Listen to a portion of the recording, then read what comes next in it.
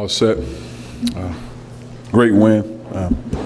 It's a very talented opponent, top 25 opponent.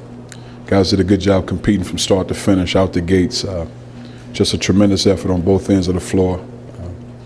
And I think in the last 3 games, this is a Tennessee team that I'm accustomed to seeing, guys that compete and play hard. I thought Trey Golden really led us from start to finish. Thought he did a great job running the team and being Trey Golden, attacking the rim, making plays. And when that happens, everything else falls in line.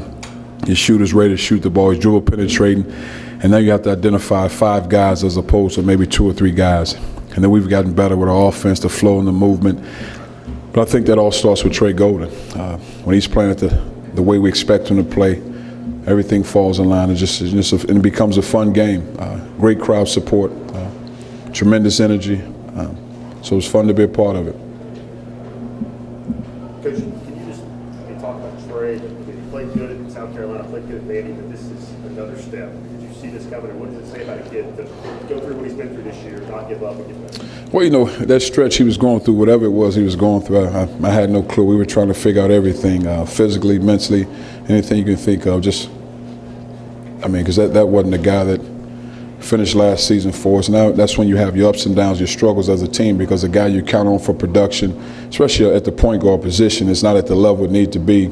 Then everything kind of falls apart, and you're struggling. You're trying to find lineups, trying to find ways to get guys better. But if he's playing like that, Jordan's playing at the level he's played the last 7 or 8 games. Now this is Tennessee basketball at the level we expected to be at. That's with or without Jerron Main, because now you have those guys playing as advertised. And, Jordan McRae scoring the basketball. But I couldn't figure it out. There was so many things going on. You're trying to figure out if you're practicing too long, too hard. Whatever the case may be, it just, as a trainer's doctor, we try to figure out everything. And it's just, I don't know if he put the pressure on himself and then mentally and physically became taxing to him. I'm not sure. So it's hard for me to say what took place. I can't pinpoint it. Is Josh okay? I will see. I'm not sure right now. I hadn't really talked to the doctor or trainer. I know he had a cut on his chin, but after that, He's fine. It's just a cut. There you go. Coach, how did your game plan change without Noel? Not at all. You really, that's a talented team. You have guys on the team who can score the ball. So we felt like offensively they'd still be the same team. That's a major piece, but they don't go down to him every time down offense. He's a guy to get put backs, he dive to the rim, get dunks. The threat we felt like that they would pose to us on offense with, now you got 4 guys on the perimeter that can make plays. All of a sudden Portis is your center, and then Wiltshire is your 4 or 5. Now all of a sudden they spreading you out, dribble penetrating. And I thought our guys did a good job accepting that challenge. But of course defensively, because when you watch them on film, we felt like there was any breakdown of gaps. When you watch them play defensively, when you're so used to having a guy behind you, so there's a breakdown on the perimeter, well, it's okay. You got a guy who can block the shots. Well, you can't all of a sudden switch your mind after 20-plus games and say, okay, well, he's not back there anymore. And all of a sudden he's not back there. You're down 15, down 20, and it's a ball game. And that's a major piece not to have behind you. Now, it looked like everyone was faster, getting up the court faster, getting into the offense faster, getting into the paint. Was there any difference? No, same system. And I just think at the end of the day, with your struggles early in the season, and I think in Jonell Stokes' case at the UMass game, I thought he had a solid game up until this last 6 or 7 game stretch. I just thought it was kind of up and down, hit and miss. And the same way with Trey, I thought he played well against Wichita State, but it was kind of hit and miss. When your guys advertise don't play at the level they're capable of playing at, and what I mean by that, not necessarily making and missing shots, but the flow and the body language and the feel, at least they're in the game and in tune. And it just wasn't a consistency with those 2 guys. And those are key parts. When you don't have key parts clicking, it's tough. Now those guys playing at the level, and everything else falls in line. What did you do to make sure your team kept its foot on the gas in the second half? Just play hard. You got to play hard. You got to compete. And they understand. We're fighting for wins as a team, continue to get better.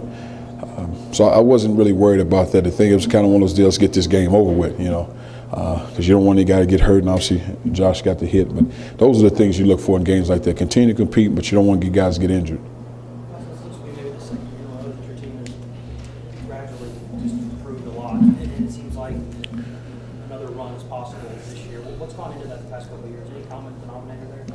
Well, I think last year it was a team that was trying to learn a system. When you lose 90% of the team before that. No proven guys, so to speak. Now you're trying to put a team together and find ways to win games.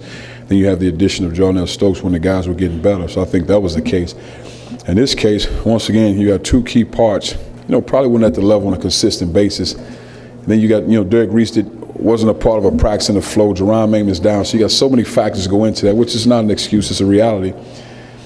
And now you're trying to find ways to win games. It's just tough. And I think right now things are falling in line, especially if you stay healthy. You got a chance to be successful. In terms of pushing the limits with these guys, though, has it been just more of a consistent approach with them, or has it been kind of, light fire a little bit the past couple of weeks? Has it been one way or the other? No, my approach is always the same. I just think, my approach is a little bit different when you're losing games because it's emotionally taxing, especially the way we were losing close road games. That takes a toll on you. So just really trying to find ways to get guys at confidence level, one more game. And all it takes is a couple wins, then you're back on your grind, so to speak. For me, my approach is, guys that didn't play, I'm constantly calling. Q, DeMontre, Kenny Hall didn't play, I'm constantly calling and texting those guys, get ready, next game. Continue to improve your game, continue to work on your game, and all of a sudden your numbers call, you have an opportunity to be successcul. Coach, you talked yesterday about transition defense being a huge key today. I think you guys really shined in that area. Let's talk about getting that done, and who gets most of the credit? I just think you're just doing it. You got to stop the ball first, identify that ball in transition. Your safeties, the guys that are back helping, they get where they're supposed to be, and you force those guys to make plays. With a team like that, you want to try to get them in a half-court offense. If they're allowed to pass one or two up and shooting balls and attacking the rim, especially Goodwin and Portis, if those guys can catch on the wing or one dribble at the rim. So you got to deny their wing passes, push those guys up toward the half-court line, make those catches tough, and then you're able to play defense. Carter, when you thought about what your team, how it might play well today, I mean, did you in your wildest dreams think of 34 wins? Not really. It's a very talented team. Even without Noel, he's a very talented guy, and hopefully he heals and be 100%. But I knew we'd play well. Win or lose, a talented opponent, so I don't want to sit here and say that. But I thought we'd play and compete, and our guys were looking forward to him playing. You hate for, I don't care how talented the guys, I don't care who the opponent is, you hate for a guy's player to be out like that. It's just unfortunate. Gonzo, they were sort of in a whole other situation. Yeah. How was it part of the plan to try to jump on them early and maybe put Well, even if he was there, the part of the plan was to jump on him, to be aggressive and attack. I mean, to make those guys defend. Because, at the end of the day, they still play about 7 guys. So we wanted to keep fresh legs, put pressure on the ball, force those guys to make individual plays. There's 39-21 on the glass, but even without Noel, that's a big number. How key is that? How to keep it in arm's length all day? Just being aggressive. Because one thing about it, we have guys that good offensive rebound, especially our guards, Armani and Josh. If you offensive rebound and you get them, then they can't get out and run like they want to. So that was part of it. Really crashed that offensive glass. Safeties get back, lock the wings down. We did a good job with that. You made threes today on all 5. That's a huge difference when you can make those shots that your offense gives you, right? Yeah, we've been spending a lot of time shooting them. I guess that's what you got to do. We spend a lot of time shooting 3-point shots. And we have guys that can make shots, but when you have space and you have movement, you have post play, the offense we expect to have, then you have those opportunities to make 3-point shots. But I don't want our guys just really settling for threes outside of maybe Skylar McBee. I want our guys, because you got dribble penetrators that are capable of shooting threes. I don't want those guys to be 3-point shooters. If you have an opportunity, knock it down. A team that earlier this year couldn't score 10 in the first 10 minutes of some games, and today you get out to that start. Is there anything different, or do you see anything in demeanor coming into a game like this, or can you account for anything?